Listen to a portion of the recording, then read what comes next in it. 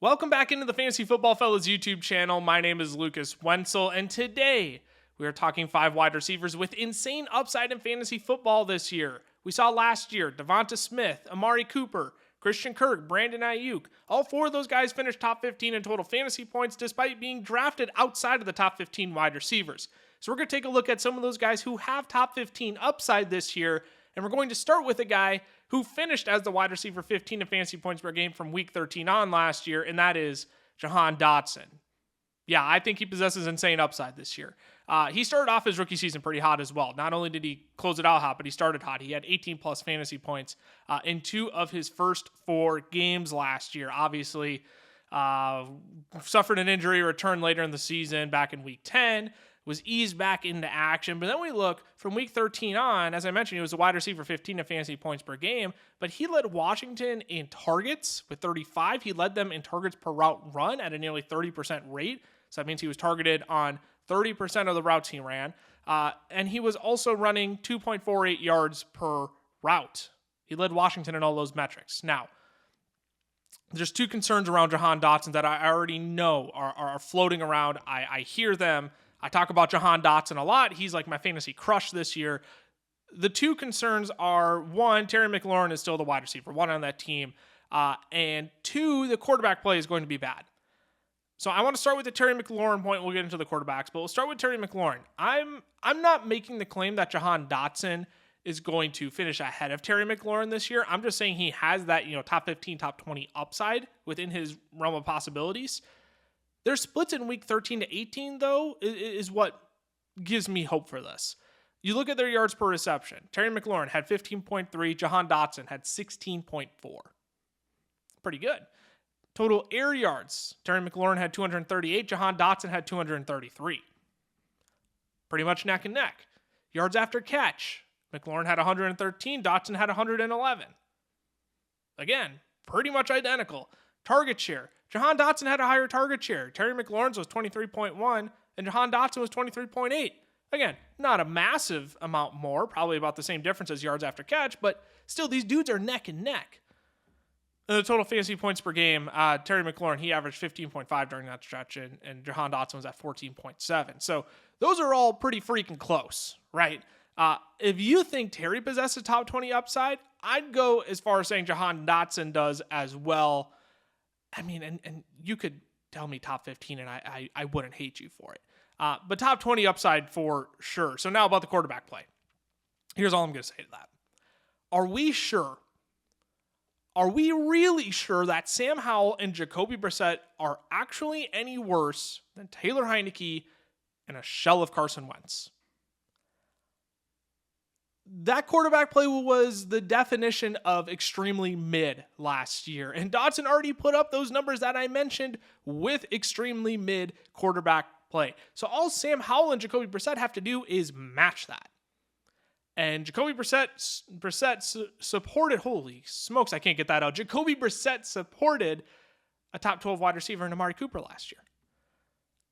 So if we're talking wide receiver 2 upside, like you're talking about getting Jahan Dotson as a high-end wide receiver 4 at the wide receiver 38. And he has massive upside to potentially be a top 20 wide receiver. That's a no-brainer pick for me there. He possesses insane upside going into this year. Let's move on to our next player now. Jordan Addison of the Minnesota Vikings. He was drafted into arguably the best situation you could possibly hope for. The Vikings offense in 2022, very pass heavy. 3rd in passing attempts was 672. 3rd in pass play rate at 64.38% of their plays were passes. They were 2nd in red zone passing attempts with 99, and 2nd in passing attempts inside the 10-yard line as well with 53. Now, I lay out those stats because I see some arguments where people are just recklessly saying, well, Jordan Addison's best rookie season can be what Adam Thielen was last year because they're 1-for-1 replacement. Jordan Addison is stepping into that role, and I think that's just absolutely stupid, mostly because, 1, Adam Thielen finished as the wide receiver 30 last year. Jordan Addison is being drafted as the wide receiver 37. So you're already getting a value right there. But the important metrics that we should take from Adam Thielen's season in 2022.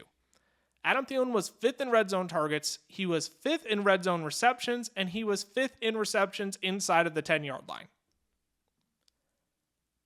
Those are high opportunities for fantasy points. Those are high scoring opportunities for fantasy points. So, and these are two totally different wide receivers. I didn't even bring that up. We can't go 1-for-1 on these dudes because they're two totally different wide receivers. Thielen's going to be 33 at the end of the 2023 season. It's going to be 33. Jordan Addison, 11 years younger. He's going to be 22. He's got fresh legs. He's got insane route running ability. I mean, Adam Thielen does too. I love Adam Thielen's route running, but like Addison, at this point in their careers, I'm not going to be surprised when he's the better NFL wide receiver at the end of this year. Personnel-wise, like we look at the Vikings defense, personnel got worse this offseason. They let go of more talent than they brought in. Now, Brian Flores could certainly help improve the performance. As a Minnesota Vikings fan myself, I was thrilled when they brought him in. But I don't want to act like this is a top half defense in the league. They're still probably going to be playing from behind and allowing points up to plenty of defense or plenty of offenses, that should continue to be a pass-heavy game script for the offense.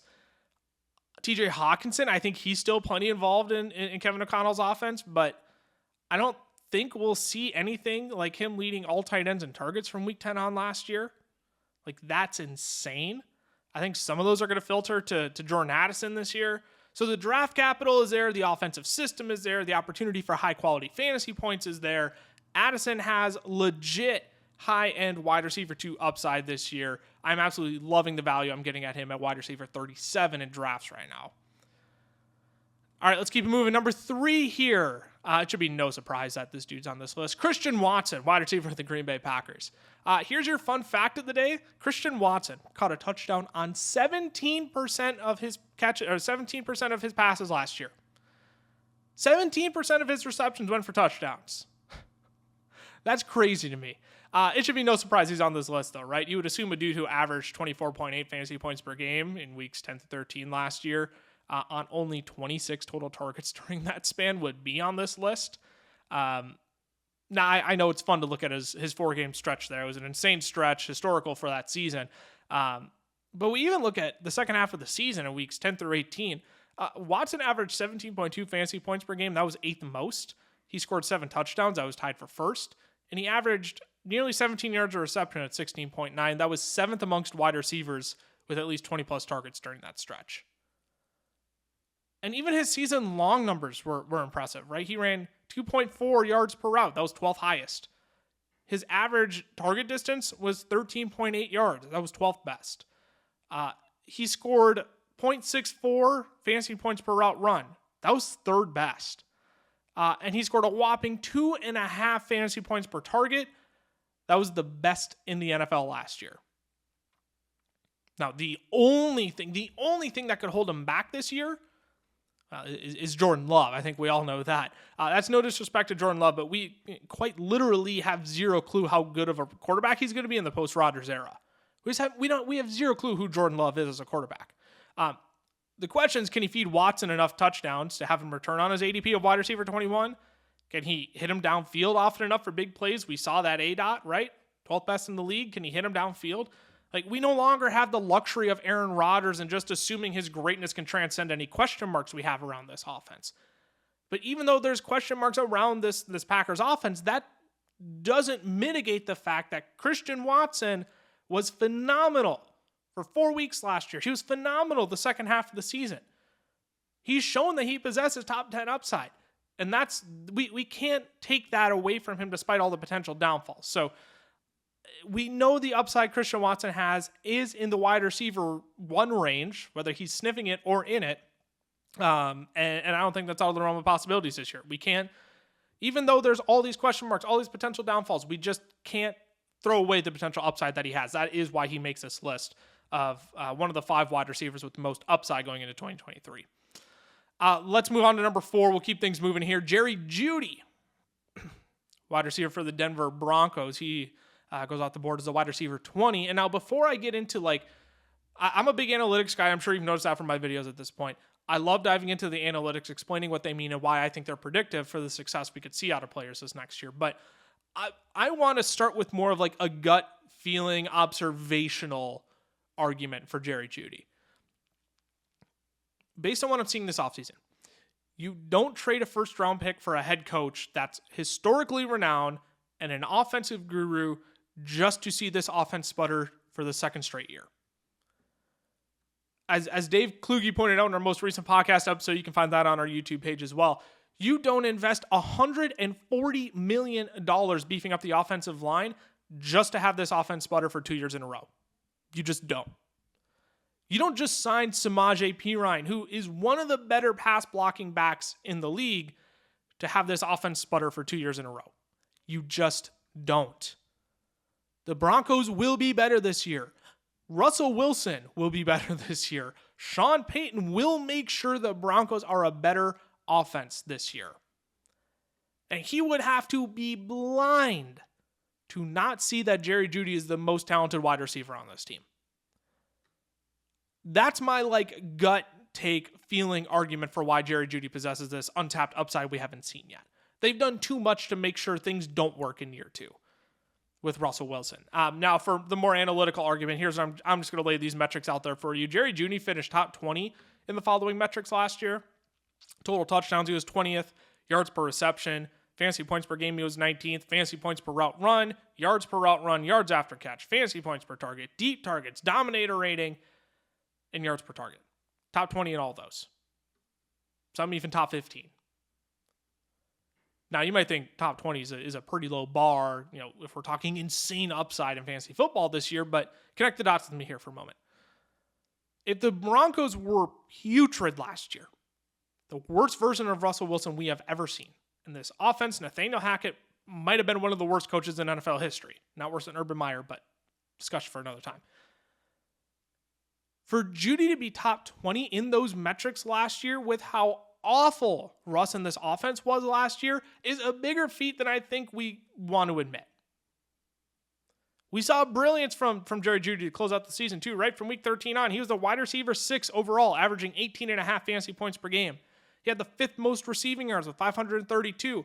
He was averaging 14.6 yards a reception. So if we get that Jerry Jeudy for a longer stretch of 2023, we're looking at a high-end wide receiver 2 who could potentially be a wide receiver 1 in favorable matchups. Jerry Jeudy possesses insane upside. There is still, I believe there is still untapped potential there. And this Broncos team has done too much for him not to be good in fantasy football this year. I'll just leave it at that. I think he possesses insane upside going into 2023. Last but not least, we're going to dive in. We're going to talk about Chris Olave. Now, I understand. I fully understand that Chris Olave is already being drafted as a top 12 wide receiver in most fantasy drafts, and I don't need to do any selling on you. I don't need to sell Chris Olave to you. That's what I'm trying to say here. But I think he could certainly outperform the wide receiver 12. That's why I'm putting him on this list. He may seem kind of obvious, but I'm putting him on this list for a reason. This is going to come off as a hot take. And I don't know, I guess maybe it kind of is. But I'm not going to be shocked if Chris Olave has a bigger sophomore leap than Garrett Wilson this year. I'm just not. Both are in for massive sophomore seasons. Like Garrett Wilson's situation got increasingly better as well, maybe even better than Chris Olave's. But I just love all the numbers and metrics surrounding Chris Olave. His rookie season, targeted on 29.3% of his routes. That was 10th most in the league. He ran 2.57 yards per route. That was the 10th highest. His average target distance was 14 yards. That was 9th. He saw 29 deep targets. That was 4th. And he saw a nearly 41% air yard share. That was 3rd highest in the league. Now he gets an upgrade to Derek Carr, quarterback too. And a few things on that, because you hear me say, an upgrade to Derek Carr. God, this guy's an idiot. He thinks Derek Carr is good. No, I don't want to pretend that Derek Carr has this world-beating upside. Like a Tom Brady and Aaron Rodgers, which Garrett Wilson got. I'm not going to sit here and pretend that Derek Carr is like an elite NFL quarterback. But that being said, going from Andy Dalton to Derek Carr is 100% an upgrade. You cannot dispute that fact. Derek Carr is a better NFL quarterback than Andy Dalton. And frankly, I think he plays very well into Chris Olave's tendencies. In 2022, Derek Carr was 5th in deep ball attempts with 72. He was 5th in air yards with 4,701 air yards. And he was 2nd in air yards per attempt with 9.2 yards. So you're giving Olave a quarterback who's not afraid to throw the deep ball, where Olave found most of his success last year in his second year in the league, where we typically see players of Chris Olave's caliber have massive breakout years. Saints did a good thing here this offseason.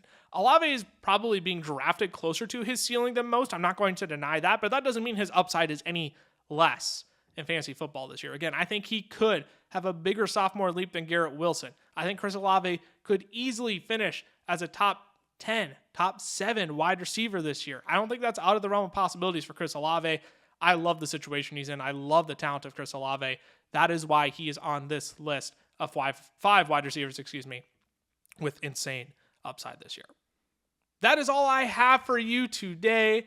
Thanks for tuning in to this video on the Fantasy Football Fellas YouTube channel. If you're not subscribed already, make sure you do and turn on those notifications, because we are bringing you video content every single day. We got 2 short form videos like this coming out every single week. We got a podcast coming in the middle of the week. We have shorts coming out every single day. If you turn on those notifications, you won't miss anything from us this off season. If you want a draft guide for 2023, fellasdraftguide.com, $10 on the site. Or if you want it for free, sign up for Underdog Fantasy. Use the promo code fellas. Underdog will double your first deposit up to $100 then, and you'll get our draft guide for free on top of that. Thanks again for tuning in to this episode on the Fantasy Football Fellas YouTube channel. Again, I am at Lucas Wenzel on Twitter. We will see you all next time. Deuces.